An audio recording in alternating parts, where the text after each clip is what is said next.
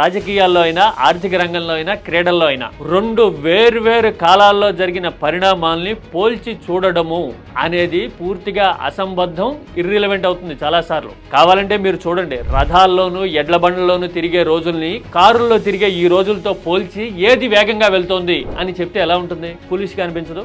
ఇందిర జమానాని మోడీ హయాంతో పోల్చి చూడడం కూడా ఒక రకంగా ఇలాంటిదే. ఇందిర పాకిస్తాన్ని 2 ముక్కలు చేశారు అంటూ వీరోచిత ప్రకటనలు చేస్తున్నారు కదా కొంతమంది. ఇలాంటి వాళ్ళు 1971 వరకు చరిత్ర తెలిస్తే, జాగ్రఫీ మీద అవగాహన ఉంటే ఇట్టే అర్థమైపోతుంది. బంగ్లాదేశ్ ఇక్కడ ఉంటుంది, పాకిస్తాన్ ఇక్కడ ఉంటుంది.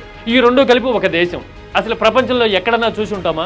కొరియాలు విడిపోవడం చూసాము, ఉభయ కొరియాలు అతుక్కనే ఉంటాయి. సింగపూర్, మలేషియా విడిపోవడం చూసాము, రెండు దగ్గరగానే ఉంటాయి. కానీ పాకిస్తాన్, బంగ్లాదేశ్ విషయంలో మాత్రం ఇలాంటి సామీప్యత, సారూప్యత లేనే లేదు. అందుకోసం విభజన అనేది చాలా సులభమైపోయింది. పాకిస్తాన్ ని బంగ్లాదేశ్ తో విడగొట్టడం కంటే కూడా ఇప్పుడు బెలూచిస్తాన్ ని పాకిస్తాన్ తో విడగొట్టడం అనేది చాలా ఛాలెంజింగ్. అంటే అప్పటి పరిస్థితులకి ఇప్పటికీ పోలిక లేనే లేదు. ఇక అసలు జడ్జే చేయాలి, పొలిటికల్ వర్డిక్ట్ ఇచ్చేయాలి అనుకున్నారనుకోండి, పరిణామాల్ని న్యూట్రల్ గా చూడాల్సి ఉంటుంది.